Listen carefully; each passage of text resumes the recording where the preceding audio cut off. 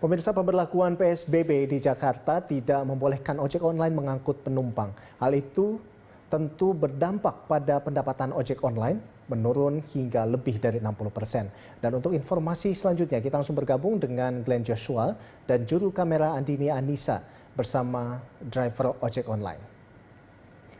Iya, Glenn, bagaimana penerapan PSBB terhadap ojek online? Apakah masih banyak yang membawa penumpang?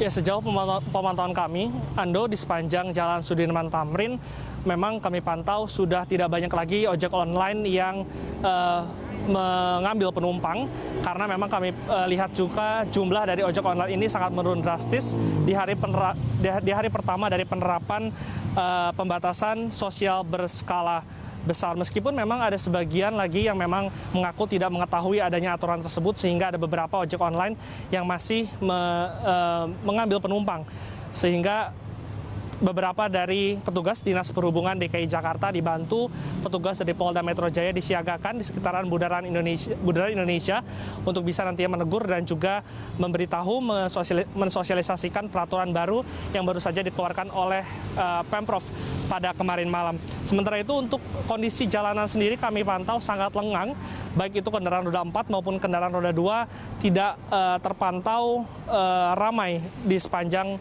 Jalan Sudirman Tamrin. Namun kita ketahui bahwa hari ini adalah hari libur nasional, sehingga kita harus menunggu bagaimana nantinya kondisi dari jalan protokol di ibu kota pada hari Senin nanti. Meskipun demikian, sejauh pemantauan kami memang untuk kendaraan umum seperti bus Transjakarta masih beroperasi, meskipun memang adanya pengurangan jumlah armada, jumlah rute, dan juga jumlah penumpang dalam satu bus. Rolando. Ya, Glenn, lalu bagaimana dampak penerapan PSBB ini terhadap pendapatan ojek online? Ya, Rolando, untuk mengetahui bagaimana dampak dari penerapan PSBB tersebut terhadap pendapatan dari ojek online, saat ini saya sudah bersama dengan salah satu pengemudi ojek online, yaitu Mas Abdul Rozak, dan kita akan langsung berbincang bagaimana cerita dari ojek online mengenai penerapan ini. Selamat sore, Pak Abdul. Selamat sore. Pak Abdul, ini kita ketahui bahwa hari ini adalah hari pertama dari penerapan PSBB ini, Pak. Yep. Dampak terhadap kebijakan ini untuk pendapatan ojek online sendiri seperti apa? Ya, untuk pendapatan ojek online saya pribadi sebagai driver ojek online, hari ini saya baru mengetahui aktivitas PSBB-nya ini tadi sekitar jam 8.00. Terus saya baru mendapatkan sharean grup dari WhatsApp maupun dari aplikator sendiri, itu pun baru datang gitu kan, SMS-nya ataupun pemberitahuannya. Dan sementara saya mulai start on dari jam 5 sampai dengan saat ini, penghasilan saya biasanya sudah mencapai 150 sampai minimal 150, maksimalnya 200. Dan sekarang saya baru mendapatkan penghasilan Rp41.800 dari jam 5. Itu kami sebagai driver online sangatlah menderita. Itu. Ya, saya berharap untuk bantuan dari pemerintah itu tolong diterapkan. Dan kami berharap betul-betul kami menerima sebagai ojek online ataupun ojol. Ya, kami sangat menderita, Pak. Sangat, ya bisa dikatakan pendapatan kami sangat menurun drastis, Pak. Mencapai itu 80 sampai 85% per hari. Ya, Bapak bayangkan dari 150 penghasilan saya dari jam 5 sampai jam 2 ini, dan sekarang saya hanya mendapatkan Rp41.800. Pak Abdul, ketika sekarang pendapatan Bapak ini dan juga teman-teman ini menurun sangat drastis, Pak, adakah cara yang dilakukan oleh ojek online untuk bisa mengakali pendapatan ini bisa naik lagi, Pak? Kami cuma berharap untuk aplikator aja. Kami berharap kepada aplikator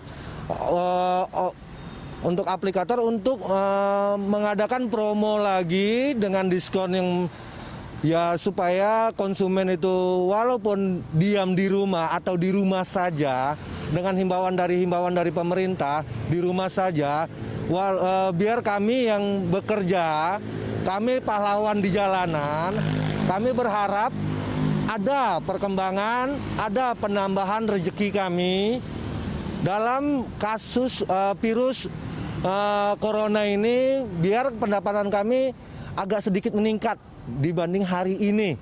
Kami berharap untuk kedepannya dari pihak aplikator mohon bantuannya menambahkan promo kepada konsumen agar kami menerima manfaatnya dari orderan melimpah.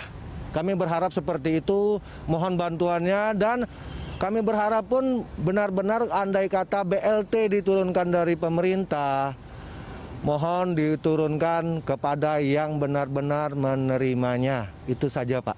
Oke, Pak Abdul, ini terakhir, Pak. Kalau boleh tahu, apakah saat ini Bapak sudah berkeluarga, Pak? Saya sudah punya anak 3, penghasilan dari jam 5 sampai sekarang ini saya baru 41.000. Masih tidak cukup, Pak? Ya, buat saya sendiri aja ini belum bersih, Pak. Ya, buat saya sendiri aja minyak dan makan rokok saya itu tidak cukup, apalagi buat keluarga saya, Pak. Sangat tidak ada buat keluarga saya. Gitu. Oke, Pak. Ketika kondisi saat ini pendapatan Bapak menurun dan juga harus ada kebutuhan keluarga yang ditingkatkan, Pak, ataupun dicukupi, apa yang akan Bapak lakukan ke depannya, Pak? Adakah rencana selain ojek online? Ya, kalau seandainya saya ada dana, kemungkinan saya akan buka usaha, ya seperti warung atau apalah gitu kan, biar ada penambahan dapur lah terutama gitu kan, buat tambah-tambahan. Tapi walaupun saya di rumah istri jual pulsa, listrik segala macam, itu tidak akan menunjang, Pak. Karena belum ada peningkatannya karena baru mulai hari ini kan. Kita belum tahu keesokan harinya. Kemungkinan ada keesokan harinya, kami sebagai ojek online untuk yang pahlawan jalanan lah bisa dikatakan. Dalam kondisi saat ini kami berharap BLT itu benar-benar diadakan gitu loh. Pak, ketika ini PSBB ini kan akan berlaku selama 2 minggu ke depan, Pak. Dan saat ini orderan juga sepi, Pak. Rencana Bapak ke depannya apakah akan tetap narik atau akan diam di rumah, Pak? Kalau saya diam di rumah, otomatis saya mau makan apa lagi kan gitu kan. Saya narik ya mau nggak mau, saya terpaksa narik lah, Pak. Saya terpaksa narik dan saya memaksakan diri, apapun ceritanya saya akan memaksakan diri. Selama bantuan itu belum ada, jatuh ke tangan saya. Oke, artinya intinya driver online ini mengharapkan ada bantuan lebih, baik itu dari aplikator dan juga dari pemerintah. Terima kasih Pak Abdul Rozak atas waktunya. Terima kasih banyak.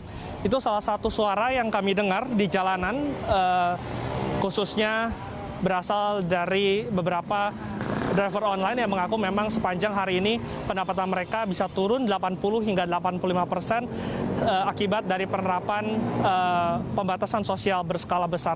Dan memang kita ketahui bahwa PSBB ini baru saja disahkan oleh Kementerian Kesehatan dan juga dijalankan oleh Pemprov DKI Jakarta pada kemarin malam, di mana sebetulnya hal ini adalah payung hukum dari seruan jaga jarak yang selama ini sudah dihimbau oleh pemerintah pusat dalam menangani pandemi COVID-19. Memang untuk pelaksanaannya sendiri tidak akan begitu berbeda jauh dengan apa yang sudah terjadi di ibu kota selama 2 pekan ke depan.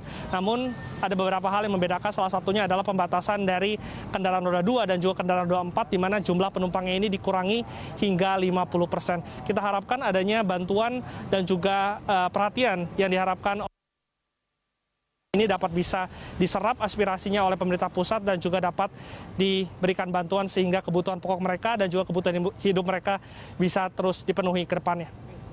Rolando. Ya baik, terima kasih Glenn Joshua. Kita berharap bahwa ada perhatian khusus dari pemerintah terkait dengan masalah ini. Terima kasih Glenn, selamat bertugas kembali.